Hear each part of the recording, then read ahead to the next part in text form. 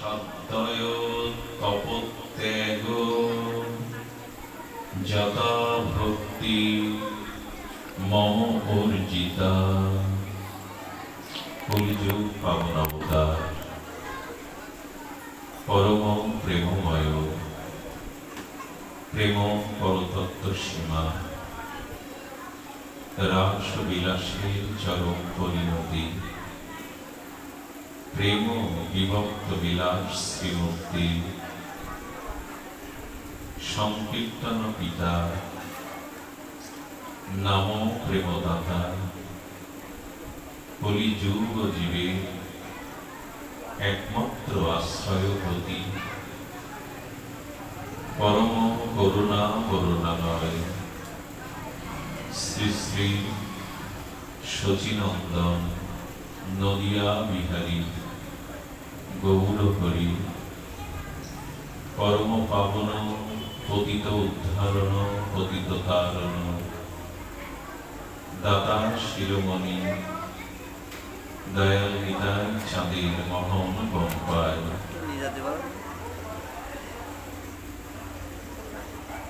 শ্রী শ্রী গান্ধার্বিকা গিরিধারী অপর অনুকম্পায় বঙ্গবসুন্ধরার খরসঙ্গ মিক্সিমিল সার্বজনীন সাহাপাড়া পূজামন্দির অঙ্গনে ভুবন পাবন বিশ্বমঙ্গল কলিযুগের জীবধর্ম যুগধর্ম শ্রী শ্রী হরিনাম সংকীর্তন মহাযজ্ঞে আজ মাঙ্গলিক শ্রী অধিবাস পর্ব। এই শ্রী অধিবাস মাঙ্গলিক পর্বে এই শ্রীমন্দির অঙ্গনে মহামহেন্দ্রক্ষরে অমৃতক্ষরে হরিকথার শুভারম্ভে প্রাতঃস্মরণীয় পরম বন্দনীয় জীবন সর্বস্ব জীবন ধন আরাধ্য চরণ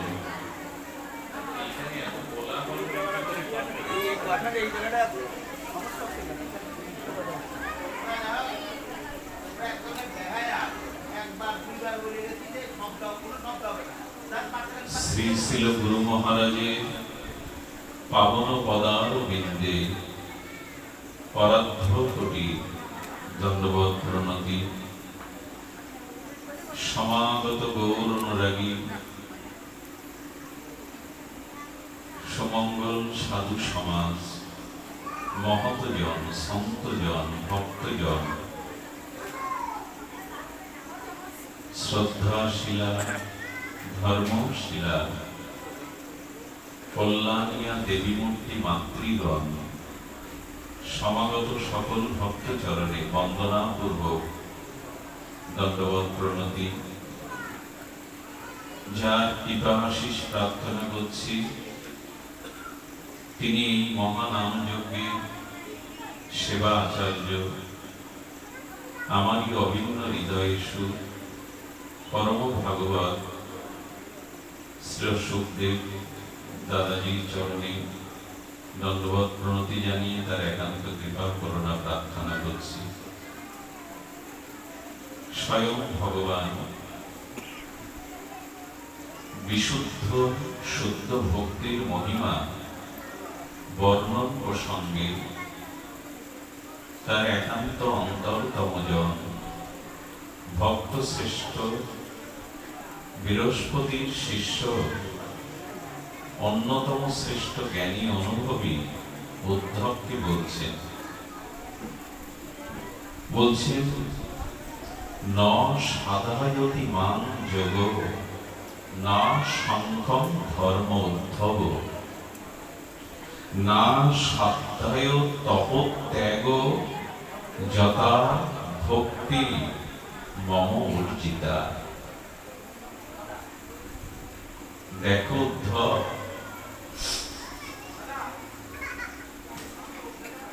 কর্ম যোগ সাধোধ্যায় তপ ত্যাগ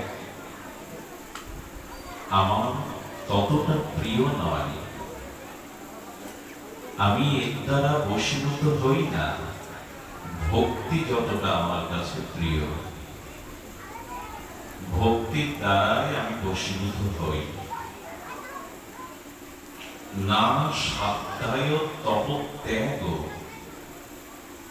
ভক্তি মম উর্জিতা। ভক্তি আমার স্বরূপ, ভক্তি আমার স্বরূপ, ভক্তি আমার অন্তরঙ্গ শক্তি। এই জন্য স্বাধ্যায় জপ তপ ত্যাগ ব্রত এগুলি আমাকে বশীভূত করতে পারে না, যতটা ভক্তিতে আমি বশীভূত হই। সেই শুদ্ধ ভক্তি বর্ণন প্রসঙ্গে আমরা একটু মনোযোগ সহকারে শ্রবণ করব। ভক্তি, শুদ্ধা ভক্তি, ভগবত প্রীতি এগুলি প্রাপ্তির আগে আমাদের কিছু প্রাক প্রস্তুতি আছে। প্রাক প্রস্তুতিটা হলো যে আজ পৃথিবীতে ভৌতিক উন্নতি যথেষ্ট হয়েছে। এই জড় জগতে ভৌতিক উন্নতির চরম প্রকাশটা দেখা যায়। মানুষ এখন মহাকাশে বাস করতে পারে,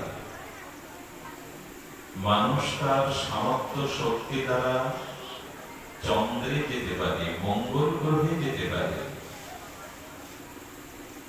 মানুষ সারা পৃথিবীকে তার প্রযুক্তির দ্বারা হাতের মুঠোতে আনতে পেরেছে, সক্ষম হয়েছে।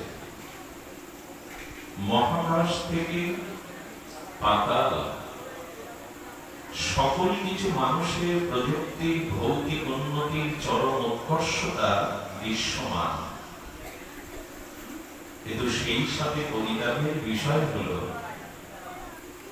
মানুষের মানবিকতা, মনুষ্যত্ব অর্থাৎ আধ্যাত্মিক উন্নতি সেই সাথে খুব বেশি উন্নতি হয়নি। এটাই বাস্তবতা। অবকাঠামো, যোগাযোগ, সারা পৃথিবীর ভৌতিক উন্নতি দৃশ্যমান হলেও আমাদের আধ্যাত্মিক উন্নতি, মানবিক উন্নতি, মনুষ্যত্ববোধ এগুলি বোধ হয় ভৌতিক উন্নতির মতো, জাগতিক উন্নতির মতো, প্রযুক্তির উন্নতির মতো উন্নতি হয়নি। চারিদিকে কংক্রিট পাথর দিয়ে আকাশচুম্বী অট্টালিকা তৈরি হয়েছে। 200 তলা, 250 তলা আকাশচুম্বী অট্টালিকা, কিন্তু মানুষের মন হয়েছে সংকীর্ণ। মানুষের মন আজ উদারতা থেকে সংকীর্ণতার দিকে গেছে। ভক্তি প্রাপ্ত হতে গেলে আমাদের প্রাথমিক আগে মানবতা, মনুষ্যত্ব অর্জন করতে হবে। ভক্তি অনেক বিশুদ্ধ তত্ত্ব, সর্ব উচ্চ কক্ষায় ভক্তি। ওখানে পৌঁছাতে গেলে আমাদের মানবতা, মনুষ্যত্ব বোধ, আধ্যাত্মিক উন্নতির একান্ত প্রয়োজন। এই জন্য প্রাতঃস্মরণীয় বন্দনীয় মহাত্মারা বলেছেন, ভক্ত পরে হও, ভক্ত পরে হও। কৃষ্ণ ভক্ত, কালী ভক্ত, শিব ভক্ত পরে হও, আগে ভদ্র হও। যদি ভদ্রই না হতে পারলে, ব্যবহারে যদি শিষ্টতা না আসলো, এইখানে হচ্ছেটা কি? সব নষ্ট করে দিল এরা। ব্যবহারে যদি শিষ্টতা না থাকে, তুমি যদি মানবিক গুণাবলীতে উৎকর্ষ না হও, যদি ভদ্রতা না অর্জন করতে পারো, ভক্ত হতে পারবে না। এই জন্য আজ আমাদের একটু অন্তর চিন্তনে, অন্তর্নিহিত মননে, চিন্তনে, অনুধ্যানে ভাবতে হবে, আমি ভদ্র হয়েছি তো? আমার ভৌতিক উন্নতির সাথে আধ্যাত্মিক উন্নতি এগিয়েছে তো? মানবতা, মনুষ্যত্ববোধ এগুলি আমার ভিতরে জেগে আছে কিনা? শ্রীকৃষ্ণ চৈতন্য ভগবান তার মহাবাণীতে এই কথাই উল্লেখ করেছেন, ভারত ভূমিতে জন্ম হইল যা, জন্ম সার্থক করি কর পর উপকার। তুমি তোমার নিজের জীবনকে মানবিকতা, মনুষ্যত্ববোধে সার্থক করো। তুমি সার্থক না হলে অন্যকে সার্থক করতে পারবে না। পর উপকার পরে, আগে নিজের উপকার করো। যে নিজের উপকার করতে পারে না, সে অন্যের উপকার তার দ্বারা। নিজের উপকার মানে কি? যে নিজেকে চরিত্রবান, যে নিজের ভিতরে দয়া, মায়া, সন্তোষ অর্জন করতে পারেনি, মহাপ্রভু বলছেন জন্ম সার্থক করি। প্রয়াত ভাগবত আচার্য রাধস্বামী ও নির্মল দাদাজি বলতেন, কোন কাঙাল ভিখারিকে দেখে আহা কি দুঃখ তোমার, কি কষ্ট তোমার, এই সান্ত্বনা বাক্য দিতে যেও না। পকেটে 100 টাকা থাকলে তাকে দুপুরের আহার্য দাও। ইসুস করে ব্যথা বেদনা মুখে জানিয়ে লাভ নেই, তার এক মুঠো আহারের জোগাড় করো। তোমার কাছে কিছু নেই তো তুমি মুখে সান্ত্বনা দিয়ে তার কি উপকার করবে? আগে তুমি সার্থক হও, তবে তো অন্যকে সার্থক করতে পারবে।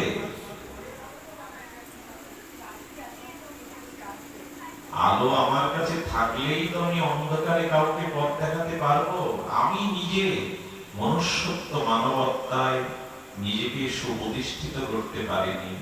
আমি যে সৃষ্টির শ্রেষ্ঠ মান্যতাধারী, সমস্ত জন্মের শ্রেষ্ঠ আত্মজন্ম মানুষ হয়েছে, আমার ভিতর সেই মনুষ্যত্বের উৎকর্ষ না থাকলে আমি অন্যকে কি করে মানুষ করতে পারব? তাই প্রেম ভক্তির পূর্বে আগে ভদ্রতা, আগে নিজের জীবন সার্থক করার প্রয়াস করতে হবে। আর সেটি করবার জন্য ভারতীয় ঋষিরা কি বলেছেন? ভারতের ঋষিরা প্রথমেই ধ্যান দিয়েছেন 4টি বিষয়বস্তুর উপর। একটু ধ্যান দিয়ে শুনুন। বলছেন যে 4টি বিষয়বস্তুকে নির্ণয় করো জন্ম সার্থক করবার জন্য। প্রথমে বলেছেন মরো না, অন্যকে মেরো না। এই মরো না এবং মেরো না ভারতীয় আর্য সনাতন দর্শনের প্রাজ্ঞ ঋষিরা, যোগীন্দ্র, মনীন্দ্র, জ্ঞানীন্দ্র, অমলাত্মা, বিমলাত্মা ভারতের ঋষিগণ বলছেন মরো না মানে, শাস্ত্র বলেছেন যে দেখো নিঃশ্বাস প্রশ্বাস, হস্তপদ ক্রিয়া, এই করাটা বেঁচে থাকা নয়। যিনি আত্মবিস্মৃতির কবলিত হয়েছেন তিনি মহামৃত্যুর কবলে কবলিত। যে শুধু দেহকে আমি মনে করে, দেহের সুখকেই প্রকৃত সুখ মনে করে, যার আত্মার অনুসন্ধান নেই, যে আত্মতত্ত্ব অনুশীলনের দ্বারা জানতে চেষ্টা করিনি কে আমি, আমার কি পরিচয়, আমি কোথা থেকে এসেছি, আমার গন্তব্য কোথায়, এই আত্মজ্ঞান বিস্মৃতি জীব নিঃশ্বাস প্রশ্বাস ক্রিয়া প্রতিক্রিয়া করলেও একরকম দ্বৈত। নিঃশ্বাস নিলেই যদি কারো বেঁচে থাকা বলতো, ভাগবত বলেছেন কর্মকারদের যে হাপর রূপ যন্ত্র শ্বাস ছাড়ে আর গ্রহণ করে, ওদের মানুষ বলা যাবে? আমরা দেখেছেন কর্মকাররা যে বিশেষ চর্মদার একটা যন্ত্র তৈরি করে তার নাম হাঁপড়, দেখেছেন না? ওরা ওই লোহাকে যন্ত্র তৈরি করবার জন্য ওই কয়লাটায় আগুন জ্বালাবার জন্য হাঁপড় টানে, জোরে জোরে শ্বাস নেয়, গ্রহণ করে। তো নিঃশ্বাস প্রশ্বাস নাও বলে তুমি মানুষ বেঁচে আছো নয়। যদি বলো আমি 100 বছর পরমায়ু বেঁচে আছি এই জন্য আমার শ্রেষ্ঠত্ব, আমি মানুষ, তবে বৃক্ষগুলি তোমায় দেখে দেখে বলছে আমরা 200, 250, 300 বছর বেঁচে আছি, আয়ু থাকলেই কি সে মানুষ হয়? কচ্ছপ যদি বলে, কুর্ম যদি বলে আমার আয়ু 400 বছর, তাতে হয়েছে কি? একটা কচ্ছপ বেঁচে থাকে 400 বছর, তাতে কোথায় সার্থকতা? কেউ যদি বলে আমি ভালো মন্দ আহার করি, জন্মচেষ্ট লেজ্জ পেয়ে আহার করি, তবে বলতে হবে বনের পশুগুলো প্রতিদিন আমিষ আহার করে, মাংস ভক্ষণ করে, বাঘ সিংহগুলি। খুব বড় লোকের বাড়ি, রাজার বাড়ির কুকুরের জন্য দামি দামি হোটেল থেকে খাদ্য আছে, ভালো খাওয়াটাই কি বেঁচে থাকা?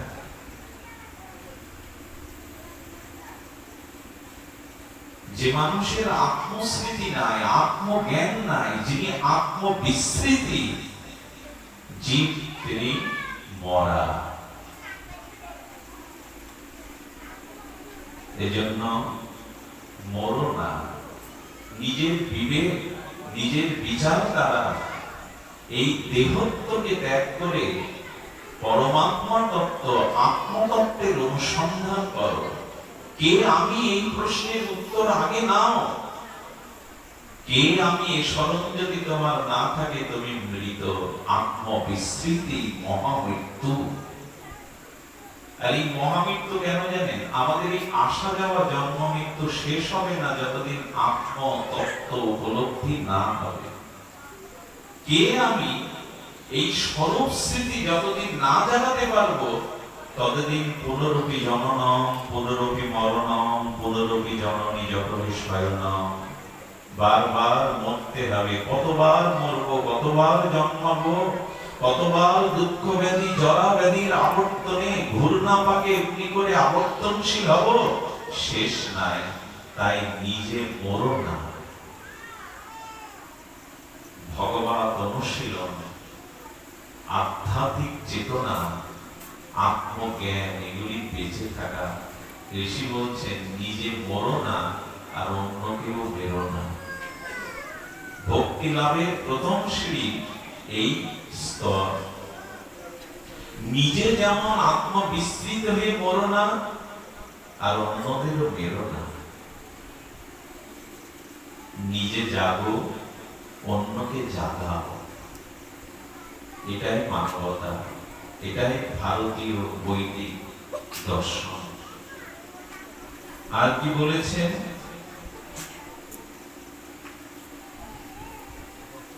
নিজে জ্ঞানী হও, অন্যকে জ্ঞানী করে তোলো। তোমার ভিতরে ভাগবত তত্ত্বজ্ঞানের প্রকাশ ঘটুক এবং নিজে জ্ঞানী হয়ে অন্যকে প্রগতি জ্ঞানের পথে নিয়ে এসো। তুমি সৎ হও, তোমার দেখা দেখি হাজার মানুষ সৎ হয়ে পড়বে। তুমি যদি অসৎ হও, অজ্ঞানী হও, তোমার দেখা দেখি বহু মানুষ অসৎ হয়ে পড়বে। তুমি যদি অসৎ হও, তোমার সমবেদনা জানানোরও কেউ পাশে পাবে না। নিজে জ্ঞানী হও। জ্ঞান কাকে বলে? জ্ঞান হলো বিবেক এবং অবিবেক, কর্তব্য এবং অকর্তব্য যিনি যথাযথ রূপে জেনেছেন, ইনি জ্ঞানী। আমার কর্তব্য কি, অকর্তব্য কোনটা, আমি কোনটা গ্রহণ করব, কোনটা ত্যায্য ত্যাগ করব, যার বিবেক এবং বিচারের দ্বারা কর্তব্য, অকর্তব্য, বিবেক, অবিবেক, ত্যায্য এবং গ্রহণ, এই তত্ত্ব জানেন, তিনি জ্ঞানী।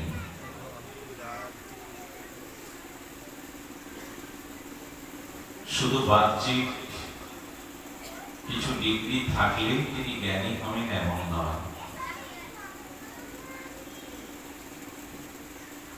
পৃথিবীর অনেক মহাপুরুষ মহামানব ভালো করে কলম ধরেননি, স্কুল কলেজে পাঠশালায় খুব বেশি লেখাপড়া করেননি। যেমন সন্ত কবির কাগজ কলম কখনো হাতে নেননি, কিন্তু তার দিব্য জীবন এবং বাণী এখন পিএইচডি হচ্ছে।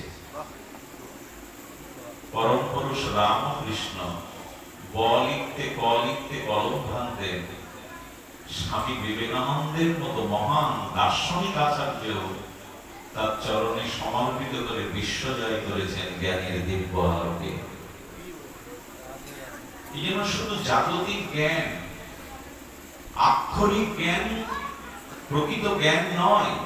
আক্ষরিক জ্ঞানের সাথে সাথে যদি তার বিবেক, তার কর্তব্য এগুলি যথাযথ রূপে তিনি প্রতিফলন না ঘটাতে পারেন চরিত্রে, সকলের জানা, তবু পুনরায় উল্লেখ করি, আপনাদের শ্রুতি মধুরতা নষ্ট হবে না। এক উকিল, একজন ইঞ্জিনিয়ার আর একজন ডাক্তার এক গ্রামে কোনো গবেষণার জন্য সেমিনারে যাচ্ছে। সেই গ্রামের মাঝখানে নদী পার হতে গিয়ে মূর্খ আকার মাঝিকে প্রশ্ন করছে, মাঝি লেখাপড়া জানিস? না বাবা, সারা জীবনের বাপদাদার পেশা নৌকা এবার ওপার করেই দুমুঠো অন্যের সংস্থান। লেখাপড়া জানি? লেখাপড়া জানিস না মানে তো তোর জীবনে চারানা বৃথা। উকিল হঠাৎ বসে বসে কি করবে? মাঝিকে বলছেন, কাউকে হত্যা করলে কত ধারার কেস লাগে জানিস? বললাম, আমাকে কেন লজ্জা দিচ্ছেন? আইনের ধারা আমি কি করে জানবো? আকার মূর্খ। 302 ধারার কেস লাগে, 7 ধারায় জানিস না? তোর তো আর চালানাই বৃথা, 8 আনা বৃথা হয়ে গেল। ইঞ্জিনিয়ার মহোদয় বলছে 10 ফুট বাই 10 ফুট ঘর করতে কতটা ইট সিমেন্ট লাগতে পারে? বাবু, আকার মূর্খের কাছে এইসব প্রশ্ন তুলে কেন লজ্জা দিচ্ছেন? তোর জীবন তো বাড়ানাই বৃথা। উঠল ঝড়, ঘূর্ণাবর্তের মধ্যে নৌকাটা জল উঠতে শুরু করলো, ডুবুডুবু অবস্থা। তখন মাঝি প্রশ্ন করছেন, আপনারা সাঁতার জানেন তো? না, শহরে বাস করি, ফোয়ারায় স্নান করি, সাঁতার তো শিখি। তাহলে আপনাদের 16 আনায় বৃথা, আপনারা ডুবে মরবে। আমি বহুবার এর থেকে ত্রাণ পেয়েছি, ডুবে গেলেও সাঁতরে উঠতে পারি। যিনি এই মায়াময় সংসার থেকে পার হওয়ার বিদ্যা জানেন না, তিনি আদৌ জ্ঞানী নন। এই মোহমায়া অনিত্য কাল কবলিত সংসার থেকে যিনি ওপারে উদ্ধারের চেষ্টা জানেন না, তার জ্ঞানটাই বড় চেয়ার পাওয়ার জন্য, লোকের সালাম নমস্কার পাওয়ার জন্য, পথের 2 ধারে দাঁড়িয়ে ফুল ছিটাবার জন্য। হ্যাঁ, তিনি বড় পদ প্রতিষ্ঠা পেয়েছেন, জাগতিক সম্মান পাবেন, কিন্তু পরজগতে ওনার স্থান খুব বেশি নাই। এই জন্য মানুষকে তত্ত্বজ্ঞ আধ্যাত্মিক জ্ঞানের কথা বলা হয়েছে।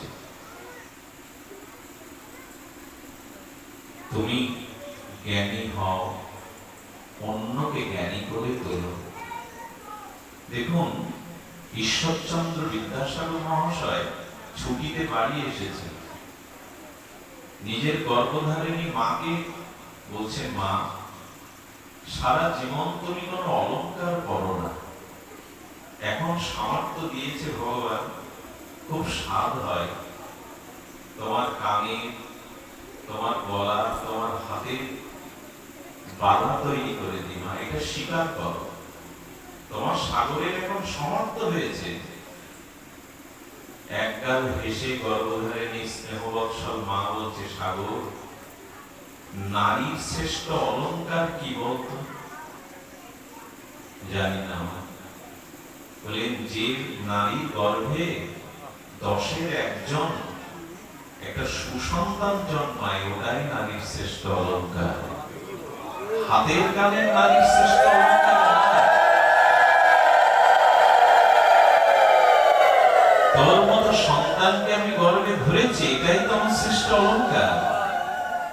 আমি রাস্তা দিয়ে যাই, সকলে প্রণাম করে আনন্দ তুলে বলে বিদ্যাসাগরের মা যাচ্ছে, আমার অলঙ্কারের আর প্রয়োজন নেই। বিদ্যাসাগরের মা কিন্তু খুব লেখাপড়া জানতেন না, কিন্তু কথাগুলো কত সুউচ্চ স্তরে। যখন বারবার মাকে অনুরোধ করছে, বলছে ঠিক আছে সাগর দে, তিনটে অলঙ্কার গড়িয়ে দিতে, সেই অলঙ্কারগুলোর নাম শোন। কি কি গড়িয়ে দিবি আমায়? আমার গলার হার যেটা গড়িয়ে দিবি, তাই দিয়ে একটা গ্রামে প্রাথমিক বিদ্যালয় করে দে, তাহলে আমার গলার হার পড়ার স্বাদ মিটবে। আমার সামনে যেন কেউ নিরক্ষর না থাকে। আমার কর্ণে দুল গড়িয়ে দিবি যা দিয়ে, তাই দিয়ে একটা দাতব্য চিকিৎসালয় করে দে, বিনা ঔষধে আমার সামনে যেন কেউ না মরে। এই অলঙ্কার চাইলে বিদ্যাসাগরের চোখ সজল হয়ে গেল। মাকে প্রণাম করে বললেন, যদি কখনো জন্মায় তোমার মতো মাকে আশ্রয় করে যেন জন্মাতে পারে। একটা কম্বল পাঠিয়ে দিয়েছিলেন শীতের সময়। বিদ্যাসাগর এসে দেখে মায়ের আলমারিতে কম্বলটা সুরক্ষিত রাখা। মা, এটা বুঝি তোমার পছন্দ হয়নি? খুবই পছন্দ হয়েছে, তবে শীতের দিনে তুমি গায়ে চড়াওনি কেন? বললো, আমার গায়ে ওই কম্বল উঠবে যদি আর 26টা কম্বল তুই এনে দিস। 26টা কম্বল কি করবে? আমি গ্রামে ঘুরে দেখেছি 26 জন মানুষের শীতের কোনো বস্ত্র নেই, ওদের গায়ে না দিতে পারলে তোর মা কম্বল করবে। জ্ঞান যেটি, সেই জ্ঞান শুধু জাগতিক লেখাপড়ার সীমাবদ্ধ নয়। মানুষের বিবেক, বিচার, এগুলি যদি না থাকে না, তাহলে তাকে প্রকৃত জ্ঞানী বলা যায় না। ভাগবতের ঋষিরা বলছেন, আগে জ্ঞানী হও, অন্যকেও জ্ঞানী করে তোলো। আর বলেছেন, বাঁচো এবং বাঁচাও। খুব ধ্যান দিয়ে শুনতে হবে। যদি বলেন এগুলোর ভিতরে ভাগবত কথা কই, এটা ভারতীয় দর্শনের কথা, শাস্ত্রের বাইরের কথা নয়। বাঁচো এবং বাঁচাও। দেখুন, কোন মানুষ যদি কোন নদীতে বা কোন খাদে পড়ে যায়, তাকে তুলবার জন্য আপনাকে উপরে দাঁড়াতে হবে। আপনিও যদি পতিত হন, তাহলে তাকে তুলতে পারবেন না। বাঁচো, অন্যকে বাঁচাও। অর্থাৎ তুমি যদি তত্ত্বজ্ঞ হও, জ্ঞানী হও, যদি তোমার ভিতরে মানবিকতা, মনুষ্যত্ববোধ থাকে, তবে সেই শালীনতা দিয়ে, সেই শুদ্ধাচার দিয়ে, আর সেই মানবিক গুণাবলী দিয়ে তুমি অন্যকেও বাঁচাতে পারবে। আজ সব থেকে বড় আমাদের সংকীর্ণতা কি জানেন? ওই যে পাকা ঘরের মধ্যে 30 ফুট বাই 40 ফুট ছাদের মধ্যে আমি, আমার স্ত্রী, পুত্র, পিতামাতা, কুটুম্ব যারা ঘরের মধ্যে আছি, আমরাই খেয়ে পরে হেসে গিয়ে জীবনটা কাটাতে পারলেই ভালো। আর সব মরে যাক, ধ্বংস, তাতে আমার কি? আমাদের বেঁচে থাকে এরকম, আমি ভালো থাকি, আমার সাথে যারা যুক্ত পরিবারে তারা হেসে গিয়ে জীবন কাটাক, অন্যদের প্রলয় হোক, তাতে আমার কি? একে বাঁচা বলে না। সনাতন ধর্মে বলা আছে, মুখে যখন মধ্যাহ্নে বা কোনো সময় আহার তুলবে, পাড়া প্রতিবেশীর খোঁজ নেবে, আজ তাদের দুপুরে মধ্যাহ্নের আহার আছে কিনা। তোমার পাশে কোনো ভুবুক্ষ ক্ষুধার্ত প্রাণী তোমার দিকে চেয়ে আছে কিনা। ওদের না দিয়ে তুমি পেতে পারো না। এসব বাণীগুলো, এসব চর্চাগুলো কোথায় থেমে গেছে? আত্মকেন্দ্রিক জীবনযাপনে সমাজ ব্যবস্থার স্খলনে আজ আমরা বড় সংকীর্ণ। ওই চার দেয়ালের মধ্যে আমরা কজন খেয়ে করে ভালো থাকলেই হলো। এটাকে বলছেন তুমি নিজেও বেছে নেই, অন্য কেউ বাঁচাতে পারবে না। বাঁচো এবং বাঁচাও, অন্যের দিকে দৃষ্টি দাও। একটা ছোট কথা বলি, অপরের মঙ্গল চিন্তা যতদিন আপনার ভিতরে না আসবে, আপনার মঙ্গল সূচনা হবেই না। লিখে নিন, অপরের মঙ্গল চিন্তা যতদিন আপনার মস্তিষ্কে হৃদয়ে না আসবে, ততদিন আপনার মঙ্গল হতে পারে না। অপরের মঙ্গল চিন্তাই নিজ মঙ্গলের প্রসূতি। আমরা যে অপরের মঙ্গল কতটা চাই, ভগবানের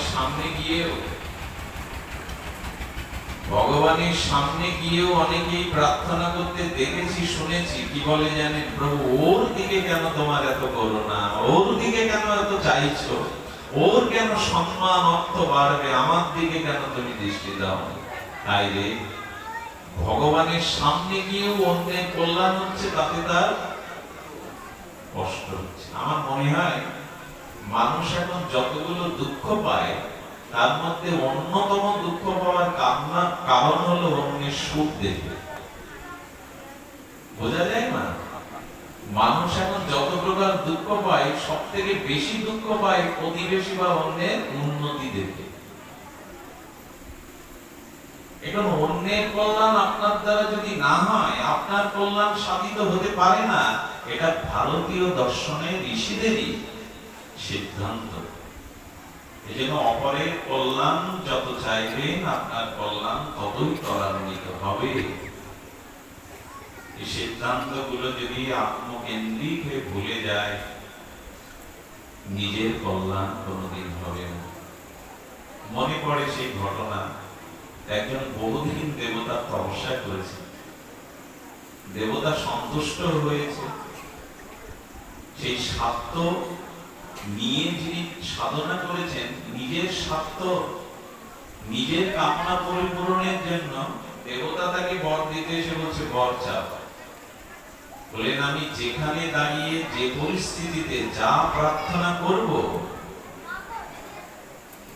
আমার সেই আশা যাতে পূর্ণ হয়। ধন চাইলে, বাড়ি চাইলে, ক্ষমতা চাইলে, দেবতা বললেন এই বড় চালাক। দেবতার বুদ্ধির সাথে কি মানুষ বুদ্ধি খাটে? দেবতাও চালাকি করে বলছেন, তোমার বর দিতে পারি, কিন্তু একটা শর্ত আছে। শর্তটা হলো, তুমি যে পরিস্থিতিতে যেখানে দাঁড়িয়ে যা ভাববে, কল্পনা করবে, তাই পাবে, কিন্তু তোমার সামনের বাড়ির প্রতিবেশী তার থেকে ডবল হবে। প্রথমে দেবতার কথাটা বুঝতে পারে, নিজের কামনা থাকলে বুদ্ধি বিপর্যস্ত হয়, নিজের স্বার্থ বা কামনা কাজ করতে থাকলে সুবুদ্ধি কাজ করে না। ও বলে বসে, যার যাই হোক, আমার হলে হলো, দিন গড় দিন তথাস্থ। ভাঙা বাড়িতে বসে রাত্রে চিন্তা করছে, বাড়িটা তো আগে পাকা করিনি একতলা। যেই একতলা সংকল্প ভোরবেলা করেছেন, একতলা হয়ে গেছে, কিন্তু একতলায় উঠে সুখ পাওয়ার জায়গায় দুঃখ পেল সামনের বাড়ির দুতলা। আমার যা হবে সামনের বাড়ি প্রতিবেশীর তার দ্বিগুণ হবে। সাধনা করলাম আমি, বর পেলাম আমি, তপস্যা করলাম আমি, কিন্তু আমার একতলা সামনের বাড়ি কিছু করবে দুতলা। খাওয়া ঘুমই নষ্ট হয়ে গেল। পরের দিন চিন্তা করছে, একটু অর্থনৈতিক অবকাঠামো সুন্দর করা দরকার, কিছু সোনা টাকা চাই। ভাবার সাথে সাথে সোনা টাকা পেল, কিন্তু যা হওয়ার তাই দেবতার উপরে সামনের বাড়ি দ্বিগুণ। সাধনা আমার, তপস্যা আমার, বর আমার, আর ওর হচ্ছে দ্বিগুণ। আরো যন্ত্রণা বাড়তে লাগলো, ঘুম হয় না, ভালো খেতেও পারে না। মানুষ তো বুদ্ধিমান, ঈশ্বর তাদের কিছুটা বুদ্ধি বেশি দিয়েছে, কিন্তু বুদ্ধিটা সুবুদ্ধির থেকে কুবুদ্ধি মাঝে মাঝে বেশি প্রকট হয়। ও চিন্তা করছে ওকে মারা দরকার, ও না মরলে আমার শান্তি নেই। তখন বলছেন আমার বাড়ির সামনে বড় একটা কুয়ো হোক, ওর কটা হবে তাহলে? আমার একটা হলে ওর দুটো হবে, আর ওই দুটো কুয়োই পড়ে কোনোদিনও মরবে। দেবতার পরে নিজের বাড়ির সামনে কুয়ো করতে শুরু করেছে। অপরের মঙ্গল না চাইলে নিজের মঙ্গল হয়। তো কুয়ো করলো বটে, কিন্তু চিন্তা করছে ও তো চোখ আছে, কুয়োয় পড়বে কি করে? কুয়োয় না পড়লে তো মরবে না, ও চোখ কেড়ে নেওয়া দরকার। তখন বলছে আমার একটা চোখ কানা হোক, ওর দুটো হবে। এই হলো পরিণতি। অপরের কল্যাণ যতদিন না চাইবেন আপনার কল্যাণ হতে পারে না। কথাগুলি হয়তো, নীতিগুলো হয়তো ভুলতে বসেছে আমরা।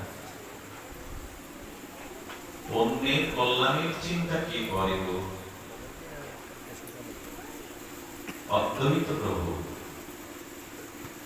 গৌরানা নিধি, সদাশিব মহাবিষ্ণু অবতার প্রকটিত হইয়া আচার্য করেন বিচার, কৃষ্ণ ভক্তি শূন্য সব বিষয় ব্যবহার। আচার্য কি দেখছেন? অদ্বৈত আচার্য দেখছেন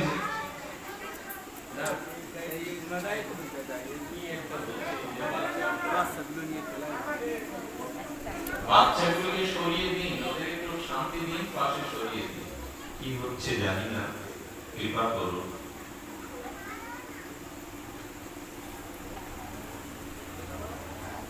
দুপুরে ভিজতে ভিজতে চূড়নপুর থেকে এসেছি, বাসায়ও যায়নি, বিশ্রামও নাই, অনেক শারীরিক কষ্ট নিয়ে এসেছি একটু মানসিক শান্তি নিয়ে। ভাগবত তো নির্মল পরিবেশ ছাড়া, শান্ত সমাহিত চিত্তে ছাড়া ভাগবত প্রকাশ হয় না। ভাগবত কোন মুখস্থ চিন্তার দ্বারা সম্ভব নেই, স্বপ্রকাশ। শ্রোতাদের ব্যাকুলতা উৎকণ্ঠা যত বেশি বাড়বে, ভাগবত তত বেশি প্রকাশ হবে স্বাভাবিকভাবে। এই জন্য ভাগবত শুনতে গিয়ে 3 প্রকারের শ্রোতার কথা বলেছেন সুখদেব গোস্বামী। যেখানে এই 3 প্রকার শ্রোতা থাকবে, সেখানে স্বয়ং ভগবান ওই ভক্তদের হৃদয়ের অন্ধকার দূর করবার জন্য সূর্য সম সাক্ষাৎ ভগবান নিজে প্রকাশ হয়ে যাবে। বক্তার কৃতিত্ব নয়, ভক্তের অনুগ্রহ উৎকণ্ঠার দ্বারা ভগবান স্বপ্রকাশ ধর্মী সূর্যের আলোকের মতো প্রকাশ হয়ে জীবের অন্ধকার দূর করবে। প্রথমে হলো হংস শ্রোতা। হংস শ্রোতার একটি গুণ হলো রাজহংসের, সে দেখবেন জলে বাস করে, জলকে সর্বদা আসমন করে ঠোঁট দিয়ে, কিন্তু তীরে উঠে সূর্যের দিকে তাকিয়ে জলটা ছেড়ে ফেলে দেয়। তারাই হংস শ্রোতা, যারা সূর্য সম সপ্রকার ভাগবতের দিকে তাকিয়ে সারা দিনের বিষয় বাসনা ছেড়ে ফেলে দেয়। এখন আর বিষয় বাসনা নয়, তোমার দিকে চেয়ে আছে দিব্য প্রেম আলো পাওয়ার জন্য। রাজহংস দুধ আর জল একসাথে থাকলে দুগ্ধটাই রেখে দুগ্ধটা গ্রহণ করে অসার জলটা রেখে দেয়। হংস শ্রোতা তারাই, হংস শ্রোতা তারাই যারা সার ভাগবত তত্ত্বগুলিকে গ্রহণ করে। এখানে আম কথা অন্য কিছু গ্রহণ, সামাজিক কথা, রাজনৈতিক কথা, বিষয়ের কথা গ্রহণ করে না। দ্বিতীয় হলো মীন শ্রোতা। মীন মানে মাছ। আচ্ছা, জল থেকে জুতো করে মৎস্য বা মীনটাকে যদি স্বর্ণ থালায় কোমল পদ্মের পাপড়ির মধ্যে রাখেন, সুখ পাবে? পাবে কি? আচ্ছা, কোন মাছকে যদি আপনি জল থেকে দুধে ছেড়ে দেন, দুধের পাত্রে, যে জলের থেকে দুধ উৎকৃষ্ট, মাছ বাঁচবে তো? কেন? জলের থেকে তো দুধ আরো উৎকৃষ্ট, বাঁচবে না কেন? বলে জলে ছাড়া মাছের শান্তি নেই, আনন্দ নেই। দুধ উৎকৃষ্ট হলেও ছটফট করে মারা যাবে, স্বর্ণ থালায় রাখলেও মারা যাবে। তেমন মীন শ্রোতা তারাই যারা ভাগবত সরোবরে সর্বদা অবগাহন করা ছাড়া ভাগবত ছেড়ে একটু মনটা দূরে গেলে ছটফট করতে যায়, শান্তি পায় না। হরি কথা রসার্ণবে এরা সর্বদা ডুব দিতে চায়, অন্য কিছুতে শান্তি পায় না। রাজহংস মীন আর চাতক, শ্রেষ্ঠ শ্রোতা হলো চাতক। চাতক নামের এই বিরল পক্ষীটি আছে, এটি কল্পনা নয়। এই চাতক পক্ষীটির ধর্ম হলো, তৃষ্ণায় যদি ছাতি ফেটে যায়, কণ্ঠ পর্যন্ত তৃষ্ণা উঠে, পাশে সরোবর থাকলেও, জলাশয় থাকলে, এমনকি গঙ্গা থাকলেও তার জল সে পান করে না, চেয়ে থাকে, ব্যাকুলিত হয়ে, উৎকণ্ঠিত হয়ে, চরম পিপাসার্ত হয়ে চেয়ে থাকে কখন মেঘ সঞ্চার হবে, মেঘ থেকে স্ফটিক ধারায় ঝর ঝর বৃষ্টি নামবে। ওই বৃষ্টির জল ছাড়া চাতক তৃষ্ণায় মরে গেলেও সরোবরের জল পান করে না। চাতক শ্রোতা তারাই যারা শুধু ভাগবত উদ্ধৃত হরি কথামৃত রস পান করবে, অন্য আন কথা আন কোনো কিছুই পান করবে না। এই তিন প্রকার শ্রোতা যে ভাগবত সমাবেশে থাকে, অধিবেশনে থাকে, সেখানে সূর্য সম ভাগবত নিজে স্বয়ং প্রকাশ হয়ে আলো বিস্তার করে, প্রেম ভক্তি বিস্তার। বক্তার যেমন কিঞ্চিত যোগ্যতার প্রয়োজন, বক্তার যেমন কিঞ্চিত গুরু কৃপার প্রয়োজন, তেমন শ্রোতার আসনে বসতে গেলেও তাদের ন্যূনতম কিছু যোগ্যতারও প্রয়োজন। এজন্য হরিকথা শ্রবণ করতে বিভিন্ন শ্রী গোবিন্দ গীতার শেষে অর্জুনকে প্রশ্ন করেছেন, কষ্টিত দেত শ্রুতম পাত্র তয়া গৃহণ চেতসা। অর্জুন, তুমি আমার এই চিন্ময় বাণী একাগ্র চিত্তে শ্রবণ করেছো তো? ভগবান জিজ্ঞাসা করছেন, উত্তর দেব কি? অর্জুন উত্তর দিয়েছিলেন, হ্যাঁ আমি শ্রবণ করেছি। নষ্টমহং স্মৃতিলব্ধা করিষ্যে বচনাং তব।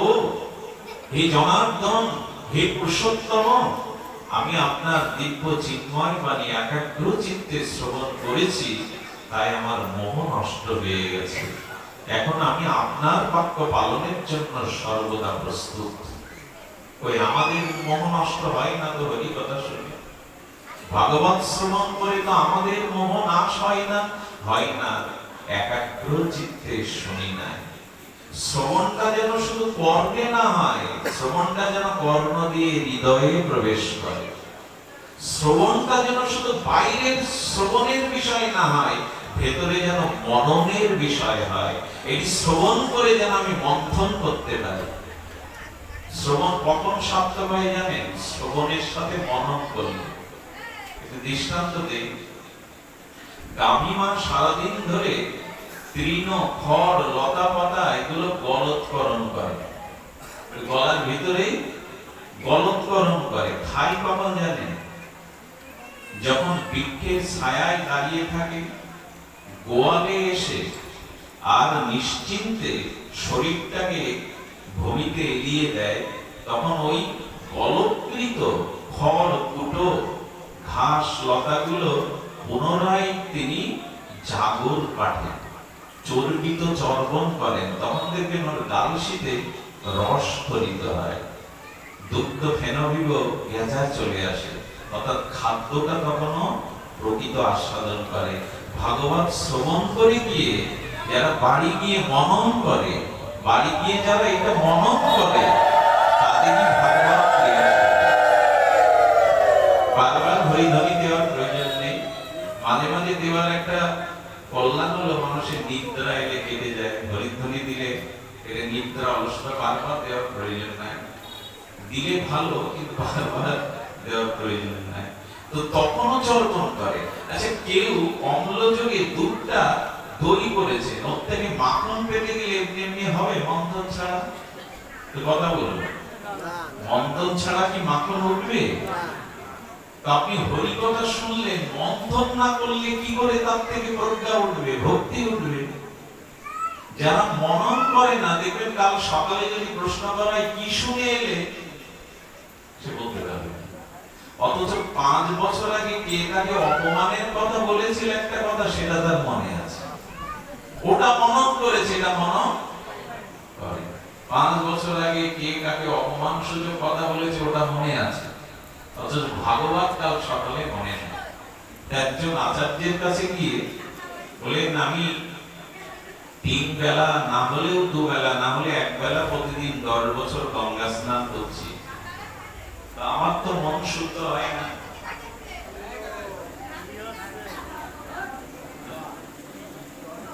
আমার তো মন শুদ্ধ হয় না। ওই যে দৃষ্টান্ত কেটে যাচ্ছে, আমার মন তো শুদ্ধ হয় না। আরে 16 পুরুষ দূর থেকে গঙ্গাকে দর্শন করলে, গঙ্গা বলে ডাকলে, পতিত পাবনী সদ্য পাতক নাশিনী গঙ্গা পাপ দূর করে। আর বলছে আমি 10 বছর ডুব দিচ্ছি গঙ্গায়, আমার মন শুদ্ধ। প্রভু কারণ বলুন। বলছে কি, ড্রেনের পোকামাকড়ের দূষিত জল একটা বোতলে ভরো, বোতলে ভরে ওটা খুব কাঁচের বোতল, জোর করে সিপে দিয়ে একটা দড়ি বেঁধে গঙ্গায় চুবিয়ে খুঁড়ি মেরে রাখো।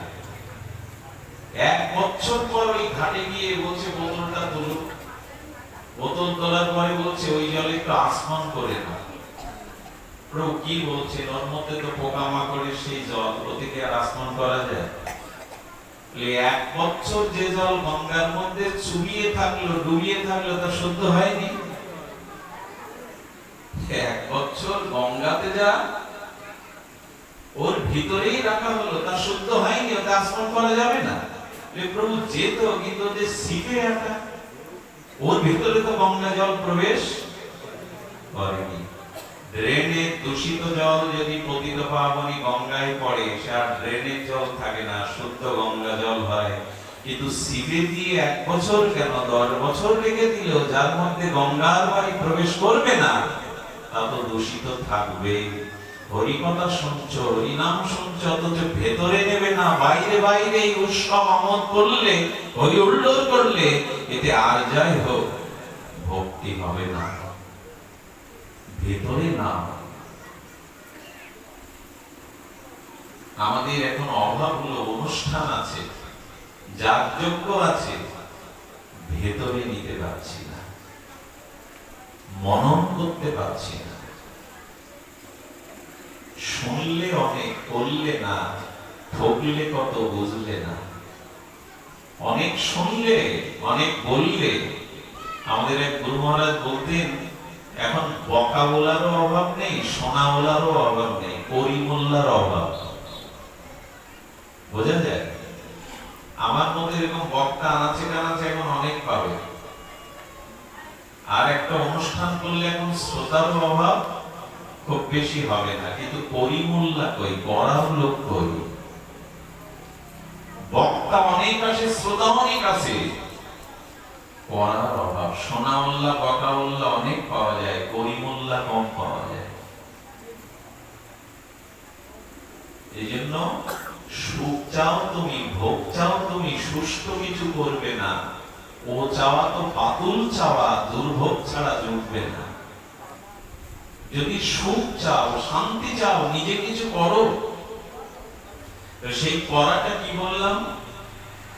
সেই করাটা হলো মরো না, মেরো না, বাঁচো, বাঁচাও, জ্ঞান অর্জন করো, অন্যকে জ্ঞানী করো।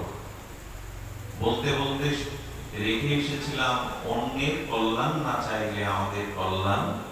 এই জন্য মহাপুরু হচ্ছেন করো পর উপকার। শোনো শোনো নিত্যানন্দ, শোনো হরিদাস, সর্বত্র আমার আজ্ঞা করো হে প্রকাশ। জীবের দ্বারে দ্বারে গিয়া করো এই ভিক্ষা। কহ কৃষ্ণ, ভজ কৃষ্ণ, করো কৃষ্ণ শিক্ষা। মহাপ্রভু কেন পাঠাচ্ছেন নিত্যানন্দ প্রভুকে, নামাচার্য হরিদাসকে কেন পাঠাচ্ছেন জীবের দুয়ারে? নিত্যানন্দ সংকর্ষণ অংশী, শ্রী ভগবান এতে চাংশ কলাপুংস কৃষ্ণস্থ ভগবান স্বয়ং ষড় ঐশ্বর্যপতি ঐশ্বর্য মাধুর্যের পরাকাষ্ঠা অখণ্ড অদ্বয় পরতত্ত্ব ভগবান শ্রীকৃষ্ণের চতুর্ভুজ চারজন বাসুদেব, সংকর্ষণ, প্রদ্যুম্ন, অনিরুদ্ধ। তার মধ্যে ভগবানের স্বরূপ চক্রগুহের মধ্যে সংকর্ষণ। এই মূল সংকর্ষণই হলেন বলরাম, নিত্যানন্দ, লক্ষণ। সেই বলরাম নিত্যানন্দ, সেই বলরাম লক্ষণ আজ নিত্যানন্দ। এই মূল সংকর্ষণ থেকে কারণবশায়ী, গর্ভদক্ষায়ী, ক্ষীরোদক্ষায়ী বিষ্ণু, আর গর্ভদক্ষায়ী বিষ্ণু থেকে ব্রহ্মা বিষ্ণু মহেশ্বর অবতার অংশ কলাগণ, তার মূল অংশী এই বলরাম। তিনি কেন জীবের দুয়ারে ভিক্ষা করতে যাচ্ছেন? কৃষ্ণ বলো, কে যাচ্ছেন জীবের দুয়ারে? লক্ষণের হাতে তীর ধনুক ছিল, বলরামের হাতে কি ছিল? হল ছিল। মাঝে মাঝে হস্তিনাপুর তুলে সাগরে দিতে যেতেন ক্রোধ হলে। সেই বলরাম, সেই লক্ষণ আজ অক্রোধ পরমানন্দ নিত্যানন্দ রায় হয়ে জীবের দুয়ারে ভিক্ষা চাইছে। কৃষ্ণ বলো, পরোপকারটা ভগবান কিভাবে করছেন দেখুন। নিত্যানন্দ সংকর্ষণ নিজে জীবের দ্বারে গিয়ে ভিক্ষা চাইছে। একবার কৃষ্ণ বলো, একবার গৌর বলো। পরোপকার কি মুখে বললে হয়? আজ ভগবান কাঙাল হয়েছেন। আজ বলদেব তত্ত্ব অক্রোধ পরমানন্দ নিত্যানন্দ রায় রে অভিমান শূন্য নিতাই নগরে বেড়াচ্ছেন। কম কথা? পরোপকার আমরা কত করতে পারি। অদ্বৈত আচার্য প্রভু দেখছেন চারিদিকে সব বিষয় ব্যবহার, কারো মধ্যে শুদ্ধ ভক্তি নেই। প্রকট দিয়া হইয়া আচার্য করেন বিচার, কৃষ্ণ ভক্তি শূন্য সব বিষয় ব্যবহার। বিড়াল কুকুরের বিয়ে দেয় সব করে, পুতুল নাচের আসর বসায়, কিন্তু কৃষ্ণ নাম নেই। খোল কত্তাল সহযোগে ঘরে ঘরে হরি নাম নেই। তাই আচার্য প্রভু হৃদয়ে ব্যথা লাগলো, কেউ তো কৃষ্ণ নাম নেয় না, কোথাও তো ভক্তির চর্চা নেই, শুধু বিষয় কথা, বিষয় ব্যবহার। নিজের ছেলে মেয়ের বিয়েতে লাখ লাখ না কোটি টাকা খরচ করে, অথচ শ্রীকৃষ্ণের জন্মাষ্টমী গ্রামে পালন করে না, গৌর আবির্ভাব তিথি পালন করে না। আচার্য দেখছেন এই ব্যবহার। নিজের বিবাহ বার্ষিকী পালন করে, অথচ ভগবানের দিব্য আবির্ভাব তিথি তারা পালন করে না। আচার্য দেখলেন এই দুরবস্থা সমাজের। প্রভু যখন এসে দেখলেন বিষয় ব্যবহারে মত্ত, তখন অদ্বৈত আচার্য চিন্তা করলেন এই জীবগুলিকে কি করে কৃপা করা যায়। আচ্ছা, স্বয়ং শিব যিনি, স্বয়ং মহাবিষ্ণু যিনি, তিনি চিন্তা করছেন। আচ্ছা, অদ্বৈত আচার্য চিন্তা করছেন জীবের কল্যাণ কি করে হয়, জীবের মঙ্গল, জীবের কৃষ্ণ ভক্তি কি করে হয়। উনি চিন্তা করে পাচ্ছেন না। বলেন আমার মতো অদ্বৈত এখন পারবে না। স্বয়ং ভগবান ছাড়া, তার কারুণা, তার করুণা, কৃপা ছাড়া আমার মতো অদ্বৈত আচার্যের দ্বারা এই জীবগুলিকে প্রেম দেওয়া সবার দ্বারা সব কাজ হয় কি? হয় কি মা? সবার দ্বারা সব কাজ হয়? সে বঙ্গবন্ধু যদি বলে দেশের জন্য প্রাণ দাও, সে হাজার হাজার মানুষ প্রাণ দিয়েছে। আমি আপনি বললে কেউ ঘর থেকে বেরোবে? সেই বঙ্কিমচন্দ্র বন্দে মাতরম বলে বুলেট পেতে দিয়েছেন বুকে ভারতীয় স্বাধীনতার জন্য, আপনি আমি বললে একজন কেউ বের করতে পারবে না। ওদের ভেতরে ছিল দেশপ্রেম, এই জন্য তাদের বাক্যের শক্তি সঞ্চারিত হয়েছিল। ঠিক তবে সবার কথা জগতে সবাই নেয় না, শোনে না। এই জন্য অদ্বৈত আচার্য চিন্তা করলেন স্বয়ং ভগবানকে যদি আনা যায়, তাহলে এই ঘোর অন্ধকার কলির জীবগুলো বেঁচে যাবে, প্রেম পাবে। আমার দ্বারা সম্ভব নয়। তাই আচার্য চিন্তা করলেন ভগবানকে কি করে জগতে আনা যায়। আচ্ছা, অদ্বৈত আচার্য প্রভু 10টা হাসপাতাল তৈরি করে দিতে পারতেন না সমাজের উন্নতির জন্য? 100টা বিশ্ববিদ্যালয় করে দিতে পারতেন না? আমার কথাগুলো একটু ধ্যান দিতে হবে। অদ্বৈত আচার্য সেই 550 বছর পূর্বে উনি যখন চিন্তা করলেন সমাজের জীবের মঙ্গল করতে হবে, 100টা হাসপাতাল করে দিতে পারতেন। 10টা বিশ্ববিদ্যালয় করে দিতে পারতেন, 5-7টা হাসপাতাল তৈরি করে দিতে পারতেন। এসব না করে তিনি চিন্তা করলেন জীবগুলিকে প্রেম দিতে হবে, আর প্রেম যদি ভগবান নিজে দিতে আসে তাহলে জীবগুলি বাঁচবে। তাই তিনি চিন্তা করলেন ভগবানকে কি করে ধরিত্রীতে আনা যায়। তিনি একটা শ্লোক পেয়ে গেলেন ভাগবতে, বললেন ভগবানকে আমি কিনে আনবো এবার। ভাগবত সাক্ষ্য দিচ্ছে ভগবান বিক্রি হয়। আমি শুরু করেছিলাম যা দিয়ে, তাই বলি ভক্তির দ্বারাই ভগবান ভক্তের কাছে বিক্রি হন। ভক্তি বশ পুরুষ অহং ভক্ত পরাধীন, ভক্তি ছাড়া আমি কারোর কাছে পরাধীনতা স্বীকার করি না। আমি স্বতন্ত্র কিন্তু আমি পরতন্ত্র এক জায়গায়, আমি স্বাধীন নই এক জায়গায়, আমার ভক্তের কাছে আমি স্বাধীন না। আমার ভক্ত যদি দড়ি দিয়ে বেঁধে রাখে আমি বাধা পড়ি, আমার ভক্ত যদি বাজারে আমাকে বিক্রি করতে উদ্যত হয় আমি বিক্রি হয়ে যাই। আমি ভক্তের কাছে পরাধীন।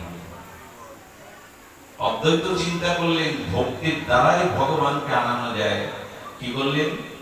সেই জলস্য চুলুকেন তুলসী দল মাত্রেন, একটি তুলসী পাতা এক ঘণ্টার জলে সভক্তি অশ্রু মিশিয়ে কেউ যদি ভগবানকে আহ্বান করে, এক ঘণ্টার জল আর তুলসী পাতার সভক্তিতে ভগবান বিক্রি হয়ে যায়। আত্ম বিক্রি নিতে জলস্য চুলুকেন তুলসী দল মাত্রেন, ভগবান নিজেকে বিক্রয় করে দেন এক গণ্ডুর জল, একটি তুলসী পাতা আর চোখের জলে। বাবলা তলায় বসে অদ্বৈত আচার্য হুঙ্কার দিয়ে গর্জন করতে লাগলেন। সেই সমস্ত দেহে কম্প, পুলকিত অঙ্গ, অশ্রু সজল নয়নে তুলসী দলে চোখের জলে কৃষ্ণ নাম লিখে সুধোধনী গঙ্গায় ভাসিয়ে দিলেন। এসো প্রভু তুমি নেবে এসো। হাসপাতাল করলে কি হতো জানেন? এই ভগবানকে আহ্বান করে জীবগুলোকে উদ্ধারের চেষ্টা না করে হাসপাতাল করলে কি হতো? প্রভুপাদ কি বলেছে জানেন? 100টা হাসপাতাল করার থেকে, কথাটা সবার ভালো লাগবে না, মেনে নিতে পারবে না, তবে মহাজনের কথা, 100টা হাসপাতাল নির্মাণ করার থেকে একজন কৃষ্ণ বহির্মুখ জীবকে যদি ভগবান ভক্তিমুখী করা যায়, ভগবান প্রেম ভক্তি দেওয়া যায়, 100টা হাসপাতালের থেকে সমাজে আরো বেশি কল্যাণ হয়। এই যুক্তি কি? এ কথার অনেকেই যুক্তি বুঝতে পারে। আচ্ছা, হাসপাতাল করলেন, হাসপাতাল করাতে যে মানুষটা অসুস্থ হয়ে সেখানে গেল, সবাই কি ফিরে আসে? ফিরে আসে না। আচ্ছা, একবার সুস্থ হয়ে ফিরে এলেন বিদেই চিরদিনের রোগ কি গেল আপনার? বারবার যেতে হবে। আর এই রোগ শোক নিয়ে জন্ম মৃত্যু এইভাবে আসছেন যাচ্ছেন, শেষ নেই। কিন্তু কেউ যদি ভক্তি লাভ করে গোবিন্দ চরণে প্রেম ভক্তি পায়, এই জগতে তাকে আর জন্ম মৃত্যু জরাব্যাধি কোনোদিন স্পর্শ করতে পারে না। তিনি ভগবানের নিত্য ধাম চলে যান এবং ওই ভক্তির সাথে অনেককেই তিনি উদ্ধার করে নিয়ে যেতে পারেন। এক প্রহ্লাদ মহারাজকে বর দিতে চেয়েছিল। নৃসিংহদেব বললেন, তুমি যাদের দিকে চাইবে, যাদের মনে করবে, তাদের আমি বৈকুণ্ঠে নিয়ে যাব। একজন ভক্ত হলে অন্য কেউ জন্ম মৃত্যু জরাব্যাধি কবল থেকে সে মুক্ত হতে। ডাক্তার আপাতত রোগ সারতে পারে, কিন্তু ভবরোগ সারার ক্ষমতা ডাক্তারের হাতে নেই। জন্ম মৃত্যু চক্র থেকে নিষ্কৃতি দেওয়ার ক্ষমতা ডাক্তার প্রয়োজন। আপনার আমার তো এখনই প্রয়োজন হতে পারে, ওটি প্রয়োজন, কিন্তু মনোচিকিৎসারও প্রয়োজন, ভবরোগের ঔষধেরও প্রয়োজন। সেটা একমাত্র ভক্তি, সেটা একমাত্র ভগবত ভজন। আমি ভক্তির কথা বলতে বলতে 4টি কথা, আপনাদের জ্ঞানের কথাগুলো ভালো লাগে না, শুষ্ক। আমরা অবশ্যই ভক্তি স্তরের কিঞ্চিত আলোচনা করে পাঠ বিশ্রাম করব। 4টি বলেছিলাম। আরেকটি হলো যে দেখো, বুদ্ধি শুদ্ধ নহে কৃষ্ণ ভক্তি বিনে।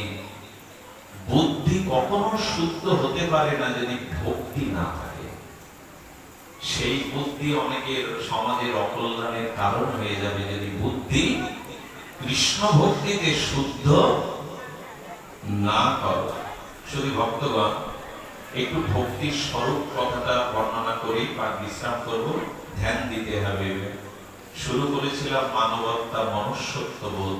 আসুন এই কথাগুলি যেগুলো শ্রবণ করলাম, এগুলি জীবনের প্রাথমিক স্তরে ভক্তি মহারানীর মন্দিরে পৌঁছানোর সবার মাত্র সিঁড়ি মাত্র। ভক্তি আসলে কি, আসলে আমরা একটু তত্ত্ব জানার চেষ্টা করি। অন্ন অবিলিষ্টা শূন্যং জ্ঞানাকর্ম অনবৃতম আনুকূল্যেন কৃষ্ণ অনুশীলনং ভক্তির উত্তমা। গোস্বামী কৃত এই শ্লোক এর সামান্য একটু রসাস্বাদ। ভক্তি কাকে বলে? বলে যেদিন কাম চলে যাবে সেই দিন ভক্তি বা প্রেম আসবে। যেদিন এই কাম মানে কাম না, কাম শব্দের ব্যাপক অর্থ হলো কামনা, বাসনা। আচ্ছা দেখুন, কামনা এবং ভক্তি, আবার বলি কাম, কামনা এবং ভক্তি তাদের স্বরূপ প্রায় একই। কামনাও যা, ভক্তিও তাই। বারে কামনাও যা, ভক্তিও তাই। কি করে? বলে হ্যাঁ গো, কামনাও যা, ভক্তিও তাই। কিন্তু কাম আর ভক্তির পার্থক্য হলো কাম নিজ সুখের চেষ্টা, আর প্রেম হলো গোবিন্দকে সুখ দেওয়ার চেষ্টা, ভগবানকে সুখ দেওয়ার চেষ্টা। বোঝা গেল না? বিষয়টা হলো কোন পুষ্প কাননে যদি গোলাপ ফুল ফোটে, একই গাছে একই বৃন্তে দুটো গোলাপ ফুল ফুটেছে, দুজন যুবক যদি ওই বাগানে গিয়ে প্রথম যুবক যদি সেই সুগন্ধময় সৌন্দর্যময় গোলাপটা মনে এই তার ভাবনা হয় আমার সুন্দরী প্রেয়সী স্ত্রীর খোপায় গুজে দেব, এই ভেবে যদি গোলাপটা চয়ন করে তার স্ত্রীর খোপায় দিয়ে দেয়, এর নাম কাম। আর আরেকজন যুবক ওই একই গোলাপের বাগান থেকে, একই বৃন্ত থেকে গোলাপের পাপড়িগুলো চন্দন চর্চিত করে রাধারানীর চরণে দিয়ে দিল। দুজনেরই কামনা আছে। একজনের কামনা তার সুন্দরী যুবতী স্ত্রীর খোপায় দেওয়া গোলাপ ফুল, আর এক যুবকের কামনা রাধারানীর ওই শ্রীজির চরণে চন্দন চর্চিত করে পাপড়িগুলো দিয়ে দেওয়া। একই কাজ, একই বাগান, একই ফুল, শুধু উদ্দেশ্য পার্থক্য। একটা হলো কাম, একটা হলো প্রেম। ভক্তিতে কামনা কমাতে বলিনি, কামনা বাড়াতে বলেছে। কিন্তু কামনাটা নিজ সুখের জন্য যেন না হয়, সেটা প্রিয়ের সুখের জন্য যেন হয়। আত্মেন্দ্রিয় প্রীতিবাঞ্ছা তারে বলে কাম, কৃষ্ণেন্দ্রিয় প্রীতিবাঞ্ছা ধরে প্রেম নাম। এই দুই একটা পয়ারেই কবিরাজ কৃষ্ণ গোস্বামী এত বড় বিষয়ের সমাধান করে দিলেন। ইচ্ছাটা কামনাটা থাকুক, কিন্তু সেই কামনা বা কাম ইচ্ছাটা যেন নিজ সসুখ ভোগের জন্য না হয়, কৃষ্ণ প্রীতির জন্য, ভগবানের প্রসন্নতার জন্য হয়। মিটে গেল। খুব বড় বেশি ব্যাখ্যার প্রয়োজন নেই। নিজ সুখের জন্য যা চেষ্টা তা অভিশাপ, তা কাম। আর ভগবানকে সুখ দেওয়ার যে চেষ্টা, তারই নাম প্রেম। আচ্ছা, এই যে নামযজ্ঞ হচ্ছে, কমিটি যদি মনে করে ওই পাড়ার থেকে আমরা ভালো দল এনেছি, ডেকোরেটিং ব্যবস্থা বেশি করেছে, আমাদের সুনাম বেশি হবে, এখানে ভগবানের প্রীতির কিছু আছে? যদি কোন যজ্ঞ কমিটি মনে করে, জানবেন এই যজ্ঞ ভগবানের সমর্পণ হলো না, এটা কামী কামনায় রূপান্তরিত হলো, অভিমানে রূপান্তরিত হলো। এই জন্য কোন কাজ করবার আগে দেখবেন গীতা শাস্ত্রে বলে দিয়েছেন, যৎ করোষি যদন্নাসি যদ্দোষি দদাসি যৎ যৎ তপস্যোষি কন্তেয় তৎপুরুষ মদার্পণা। হে অর্জুন, তুমি যা কিছু খাও, যা কিছু আহার করো, যা কিছু যজ্ঞ করো, হোম তপস্যা করো, সবার আগে আমাকে সমর্পণ করো। দেখবেন পুরোহিত ঠাকুর এসে, আচার্য ঠাকুর এসে কি বলে? মাধব মাধব বাচি, মাধব মাধব হৃদি, সরন্তি সাধব সর্বকার্যেষু মাধব। আর যজ্ঞের শেষে কি বলে? শ্রী নারায়ণং সমর্পয়তু, শ্রীকৃষ্ণায় সমর্পয়তু। প্রভু, এই যাগযজ্ঞ আনন্দ নিকেতন যা কিছু তোমার চরণেই আমরা সমর্পণ করলাম, তুমি তুষ্ট হও। তাতে কি বলেছে বেদ? তস্মিন তুষ্টে জগৎ তুষ্ট। প্রভু, তুমি সন্তুষ্ট হলে জগৎ সন্তুষ্ট হবে। আমাদের সন্তুষ্টের দ্বারা জগৎ সন্তুষ্ট হয় না, আমাদের সন্তুষ্টের দ্বারা জগতে কিছু হয় না, তুমি সন্তুষ্ট হলে জগৎ। মনে আছে দ্রৌপদীর কথা? সেই দুর্বাসা 60,000 ঋষি নিয়ে গেলেন অভিশাপ দিতে পাণ্ডবদের দুর্যোধনের প্রেরণায়। আরে কৃষ্ণ এসে বললেন, কৃষ্ণা, দ্রৌপদীর আরেক নাম কৃষ্ণা, কৃষ্ণা দেখো তো তোমার পাত্রে এক কণা কিছু আছে কি শাকন্য, ওটা আমার হাতে দাও, সন্তুষ্ট হয়ে দাও। যেই গোবিন্দ হস্তে এক কণা অন্ন একটু শাকের দানা পড়েছিল তাই দিল, গোবিন্দ সন্তুষ্ট হয়ে গ্রহণের সাথে সাথে 60,000 মুনি ঋষির ক্ষুধা দূর হয়ে গেল। উৎকীর্ণ করে দুর্বাসা বললেন, এটা স্বয়ং ভগবানেরই কাজ। ভগবান সন্তুষ্ট হলে জগৎ সন্তুষ্ট। আপনি আমি সন্তুষ্ট হয়ে জগতে কি হয়?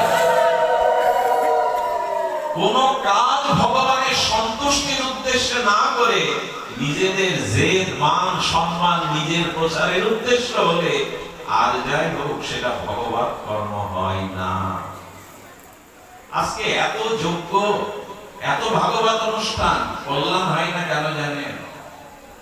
কল্যাণ আমরা আমাদের প্রচারটা বেশি চাই,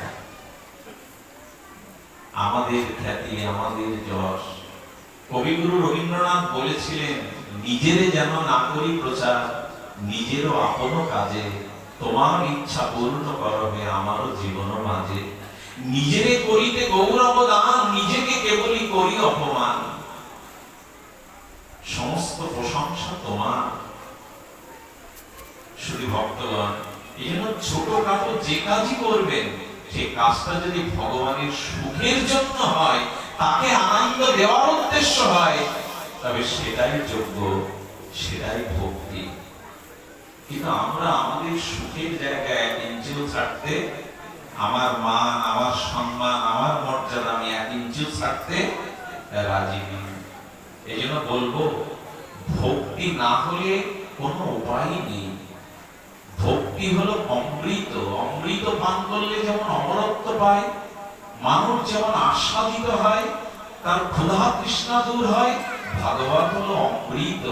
ভাগবত অমৃত পান করলে তার জীবনে আর দ্বিধাদ্বন্দ্বিত যন্ত্রণা থাকে না। পরমানন্দ স্বরূপা ভগবানের লাদিনী আনন্দদায়িনী শক্তি একবার যদি হৃদয়ে স্থাপিত হয়, এই জগতে তার থেকে আনন্দময়, প্রমানন্দময় আনন্দ আর কেউ পায় না। শুধু দরকার তোমার সুখ কি করে হবে, আমার সুখ আমি চাই না। হনুমান একদিন সিঁদুর মেখে গেছে। রামচন্দ্রের অযোধ্যা রাজপুরীর মধ্যে সমস্ত মাথায় বজ্রাঙ্গলি হনুমান সিঁদুর মেখে গেছে। সিঁদুর তো তখন কোটোই পাওয়া যেত না, সিঁদুর পর্বত ছিল, সিঁদুর পর্বত থেকে সিঁদুর মেখে গেছে।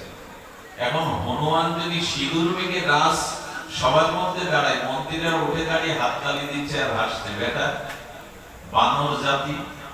সিঁদুর পরে মায়েরা, আর ও সিঁদুর মাথা ভর্তি মেখে প্রভু দেখুন রাজসভায় দাঁড়িয়েছে। সবাই যখন উপহাস করছে, রাম ভগবান তখন বলছেন, আপনারা বসুন। হনুমান, বলো তো তুমি মাথায় কেন সিঁদুর মেখেছো? হাত জোর করে বললেন, সকলে মায়ের কাছে গিয়েছিলাম সকালে, মানে জানকীর কাছে।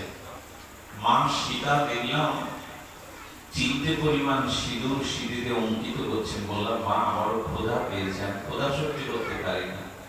বললেন, আগে সিঁড়িতে সিঁদুরটা দিয়েই তোকে কিছু জল আকার দিয়েছি। হনুমান বলছে, মা প্রতিদিন সিঁদুরটা দাও কেন? এটা দিলে তোর প্রভু আনন্দ পায়, তোর প্রভুর আয়ু বৃদ্ধি পায়, এতে প্রভু সন্তুষ্ট হয়। সদবা রমণী সিঁড়িতে সিঁদুর দেখলে তার স্বামী সন্তুষ্ট হয়। এখন হয় কিনা জানি না, হওয়া উচিত। তো হনুমান তখন আর নাই, বললেন, প্রভু মা যদি অতটুকু সিঁড়িতে সিঁদুর দিলে তুমি সন্তুষ্ট হও, তোমার আয়ু বৃদ্ধি হয়, আমি আজ থেকে সংকল্প করেছি আমি মাথা ভর্তি সিঁদুর প্রতিদিন মাখবো, যাতে তুমি আনন্দ পাও, যাতে তুমি বেঁচে থাকো। রামচন্দ্রের চোখে জল এসে গেল, সজল হয়ে উঠল নয় অনুমান। এই হলো ভক্তি। কে কি বলল, আমার সম্পর্কে কে কি সমালোচনা করলো না, হনুমান বলছে প্রভু তুমি যদি আনন্দ পাও, তুমি যদি সুখ পাও, সেটাই আমার চাওয়া। ভক্তিতে ভগবানকে এরকম বসন জানে, এর কথা নিজেকে বড় দুর্বল করে দেয়, কণ্ঠরুদ্ধ করে দেয়।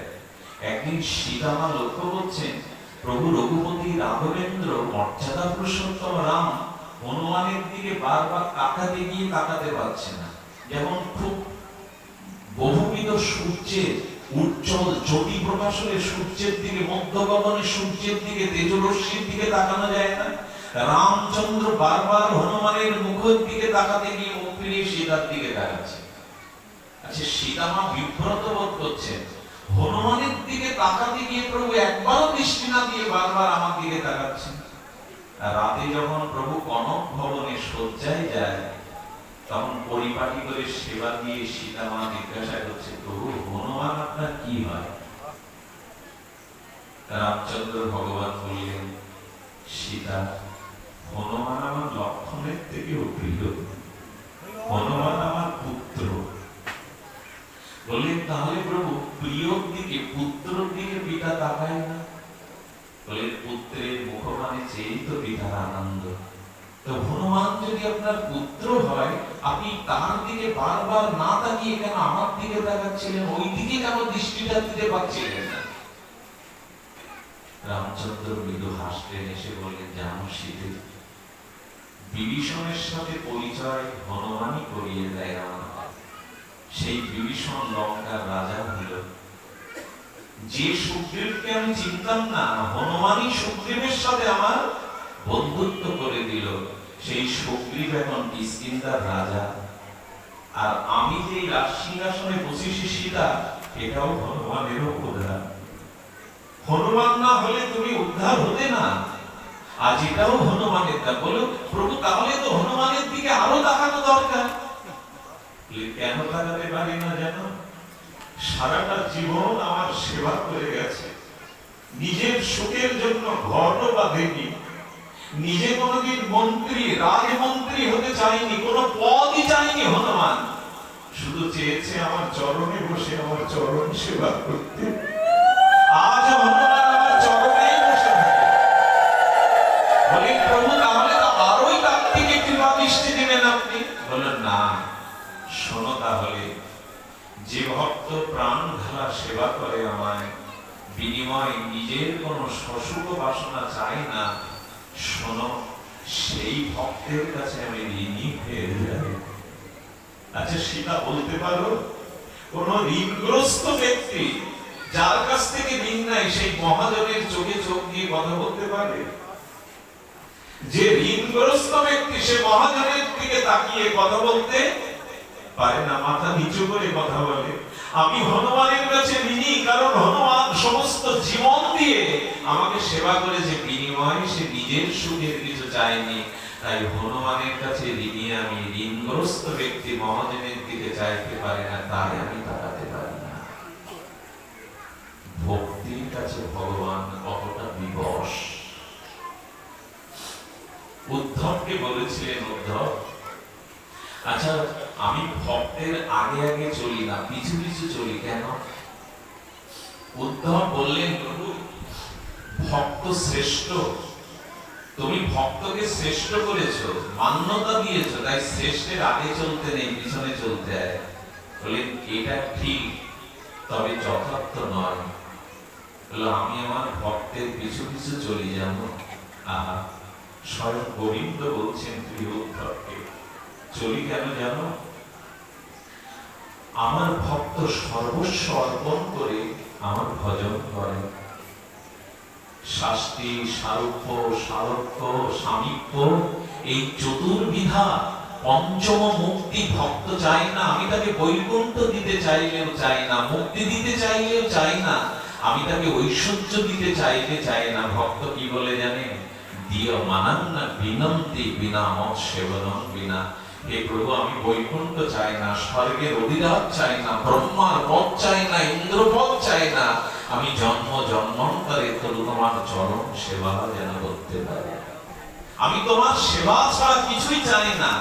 বলে এ জাতীয় ভক্তকে আমি কিছু দিতে পারি না। আমি মাথায় ঝুড়ি করে ফেরিয়ালা হয়ে ভক্তকে বলি তুমি মুক্তি নেবে, মোক্ষ নেবে, ব্রহ্মপদ নেবে, ইন্দ্রপদ নেবে। আমার ভক্তের একটাই দাবি, একটাই প্রার্থনা, দিও মানান্না ঘৃণন্তি বিনা মত সেবনং বিনা। আমি তোমার সেবা ছাড়া কিছু চাই না। এই ভক্তের কাছে আমি ঋণী হই। তাই মাঝে মাঝে মনে করি ঋণগ্রস্ত ব্যক্তি যদি ঋণদাতার পায়ে ধরে ক্ষমা প্রার্থনা করে, তাহলে হয়তো ঋণদাতা যিনি তার মনটা নরম হয়ে কিছু ঋণ মুক্ত হতে পারে। তাই আমি ভক্তের চরণ ধুলি চাইলে আপনারা দেবেন? গোবিন্দ আপনাদের কাছে চরণ ধুলি চাইলে দেবেন? দেবেন কি কেউ? দেবেন না। তাই গোবিন্দ কি করে? ভক্ত যে পথ দিয়ে চলে তার পিছু পিছু চলে এই জন্য যে ভক্তের চরণ ধুলিটা আমার অঙ্গে এসে পড়ুক, আমার হৃদয়ে এসে পড়ুক। ভগবান কোথায় চলে গেছেন ভক্তের শ্রেষ্ঠত্ব প্রমাণে? আমার ভক্তের চরণ ধুলি আমার অঙ্গে এসে মিশুক।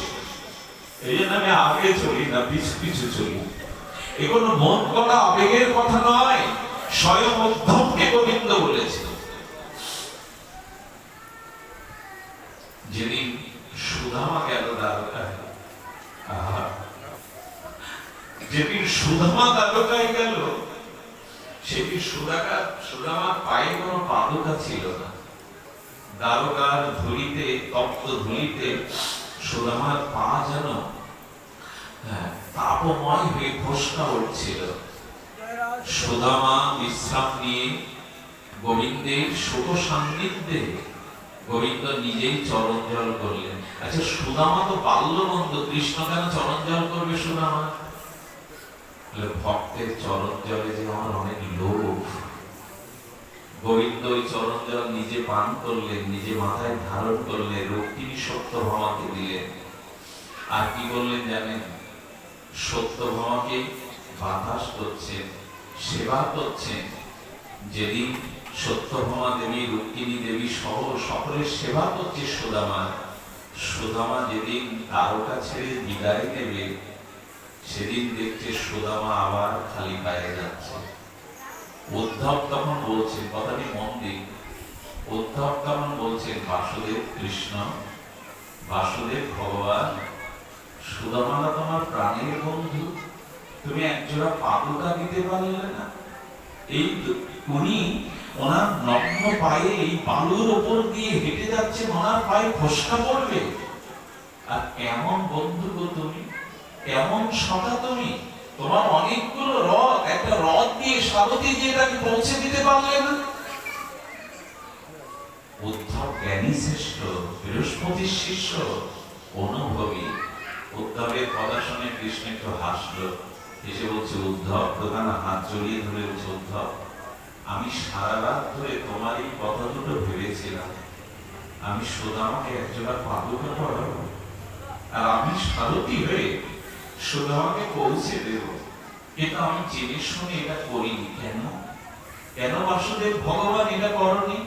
বলে, জানো সুদামা, আমি নিজে ভাগবতে প্রকাশ করেছি, কোন স্থান, কোন মানুষ ভক্তি লাভ করবে না যতদিন ভক্তের চরণ ধুলি সে অঙ্গে না মাখবে। আমার এই দ্বারকা ধন্য হবে না, দ্বারকার ধুলিতে ভক্তি মিশানো থাকবে না যদি সুদামার মতো ভক্তের চরণ ধুলি দ্বারকার মাটিতে না পড়ে। পাদুকা পড়ালে এই ধুলি ধন্য হতো না। ভগবান বাস করছেন, দ্বারকা হলো ধাম, সেই ধামকেও ধন্য করার জন্য গোবিন্দ বললেন, সুদামার মতো নিষ্কিঞ্চন শুদ্ধ ভক্তের পায়ে ধুলি পড়লে দ্বারকা ধুলি ভক্তি ধুলিতে রূপান্তরিত হবে। আর জানো, আমি রথ দিতে পারতাম, রথটা দেইনি কেন? এই চোখের সার্থকতা হলো সুদামার মতো ভক্তকে দর্শন করা। আমি যদি রথে ওকে পাঠাতাম, আমি ওকে এক মুহূর্তে হারিয়ে ফেলতাম। তাই সুদামা যত দূরে হেঁটে যায় আমি পিছু পিছু তাকে দেখবার জন্য চলেছি, যত দূর চোখ যায় যারা ভক্তকে আমি দর্শন করতে পারি। এগুলো আবেগ নয়, এগুলো আসর মাতানো আবেগের কথা নয়, এগুলো ভগবানের চরম ভক্তির পরাকাষ্ঠা সিদ্ধান্ত। যেদিন ভৃগু ভগবানের বুকে পদাঘাত করেছিলেন, লাথি মেরেছিলেন, ভৃগুকে বলেছিলেন, ভৃগু তুমি ভক্ত, তোমার চরণ কুসুমের ন্যায় কোমল, আমি ভগবান, আমার হৃদয়ে পাষাণ সম কঠিন, কারণ আমি তো কাল হয়ে সনার করি, আমার হৃদয়টা কঠিন, আমার কঠিন হৃদয়ে পদাঘাত করে তোমার কোমল চরণে ব্যথা পাওনি তো? এই না হলে ভগবান ভক্তের পায়ে পদাঘাত পেয়ে বলছেন, আমার হৃদয় পাষাণের থেকে কঠিন, তোমার হৃদয় কোমল, ব্যথা লাগেনি তো? এসো তোমার চরণ সেবা করে দিই। ভৃগু ঝড় ঝড় করে কাঁদছেন। এই না হলে ভগবান, ভৃগু তোমার মতো ভক্তের চরণ চিহ্নটা আমি আমার বুকে চিরদিনের মতো অঙ্কিত করে রাখলাম। এই চরণ চিহ্ন আমি বুঝবো না, এই চরণ চিহ্ন আমি বুঝবো না। আমি জগৎকে এই বার্তাই দেব, আমার বুকের চরণ সম্পদ রূপে আমি ভক্তের চরণ চিহ্ন রেখে দিয়েছি। আজও ভগবানের বুকে ভৃগু পদচিহ্ন। এই জন্য ভক্তির মহিমা বড় অনন্য। তবে সেই ভক্তি যদি বুঝতে হয়, তাহলে আজ এইটুকু সংকল্প করুন, আপন সুখের ইচ্ছা ত্যাগ করে একটু যদি ভগবানকে আনন্দ দিতে পারি। যারা ভাগবত বলেন, যারা কীর্তনাদি করেন, তাদের লক্ষ্য হলো আসরের শ্রোতার মনোরঞ্জন করা নয়, গোবিন্দের মনোরঞ্জন করা। তুমি শুনছো তো প্রভু? অনেকেই কি করে জানেন, অনেকেই আছে রাত 2টার সময় তো আসলে শ্রোতা থাকে না, তারা নাম কিছুটা শিথিলতা ভাবে করে, শ্রোতা নেই তো। কিন্তু তাদের জানা নেই সব থেকে বড় শ্রোতা দাঁড়িয়ে দাঁড়িয়ে শুনছেন রাধা মাধব। একবার আমাদের হরিয়ানায় ভারত বিখ্যাত ঠুমরি গজলের একজন শিল্পী ছিলেন ঠুনটুনি বাই, বিখ্যাত শিল্পী। উনি একবার গোবিন্দজির রাজস্থানে গোবিন্দজির মন্দিরে, ওখানে ভারতের উপপ্রধানমন্ত্রী সহ ওই রাজ্যের অনেক মন্ত্রী মহোদয় সহ অনেক বিজ্ঞ সাধুজন এসেছে, প্রায় 20 থেকে 25,000 শ্রোতা। ঠনটনি বাই তাকিয়ে আছেন রাজস্থানের সাক্ষাৎ বিগ্রহ গোবিন্দজির দিকে। গোবিন্দজির দেখার দর্শন করার সুযোগ হয়েছিল, কি বলবো মা আপনাদের, 15 থেকে 20,000 লোক পুরো শহরটায় দাঁড়িয়ে আরতি দেখে। সব কিছু ফেলে দিয়ে কেউ হাত নাড়ে, কেউ হাততালি দেয়, কেউ ফল দেখায়, কেউ কাঁদে, কেউ হাসে, যেন সাক্ষাৎ গোবিন্দজি তো সাক্ষাৎ বিগ্রহ বৃন্দাবনের। এটা আছে এখন জয়পুরে, রাজস্থানের রাজধানী জয়পুরে। সে সাক্ষাৎ প্রকট, মানুষগুলো 15-20,000 মানুষকে আকর্ষণ করে রেখেছে গোবিন্দজি। সেটা দাদাজিও গেছেন, মঙ্গল আরতি শেষ, সব গাড়ি ঘোড়া রাজপথে ফেলে মাতাল হয়ে যায়, গোবিন্দজির সাথে নিজেকে একবার একাত্ম করে ফেলে। ওইখানে ঠনটনি মাই গজল ধরেছেন, ভজন গাইতে গাইতে সব শ্রোতারা কেমন হয়েছে জানেন, উনি হাতটা যেই দোলাচ্ছেন 20,000 মানুষ মাথায় দিকে দোলাচ্ছে, এত আবেশ এসে গেছে। উনি চিন্তা করলেন, যাকে শোনানোর জন্যই গাওয়া তিনি শুনছেন তো? সবাই তো মাথা আমার হাতের সাথে সাথে আবেশ এসে গেছে, দোলাচ্ছে, যাকে শোনাতে বসেছি জীবনে তিনি শুনছেন তো, অর্থাৎ গোবিন্দজি শুনছেন তো? বিগ্রহের দিকে তাকিয়ে গাইছেন। বললেন, উনি শুনছেন কিনা বুঝবার একটাই উপায়, উনি ইচ্ছা করে স্বরলিপি রাগিনী ভুল গাইলেন। শ্রোতারা বুঝতে পারলেন না, কিন্তু ইচ্ছা করে স্বরলিপির আলাপটা ভুল করলেন। যেই করেছেন গোবিন্দজি মাথা নেড়ে বলছেন হয়নি, যেই মাথা নেড়েছেন সঙ্গে সঙ্গে গান বন্ধ করে চোখের জলে সবার কাছে ক্ষমা চেয়ে প্রতিজ্ঞা করলেন, যদি গান শোনাতে হয় আজ থেকে তোমাকেই শোনাবো, আর কাউকে না। তুমি প্রকৃত শ্রোতা। কোন বক্তা, কোন কীর্তনিয়ার এরকম মনোভাব আসা উচিত নয় এখন তো শ্রোতা নেই, কাউকে শোনাবো। যত্র গায়ন্তি তত্র তিষ্ঠামি নারদ। আমি রাধারানীকে নিয়ে, ধ্রুব প্রহ্লাদকে নিয়ে, যেখানে আমার শুদ্ধ ভক্তগণ আমার গুণমাহাত্ম্য কীর্তন করেন, আমি বসি না, ভক্তের সম্মানের জন্য দাঁড়িয়ে দাঁড়িয়ে শ্রবণ করি। সকল ইচ্ছাগুলি যদি ভগবানকে সুখ দেওয়ার জন্য, আনন্দ দেওয়ার জন্য হয়, তাহলেই জানবেন জীবনে ভক্তি এলো।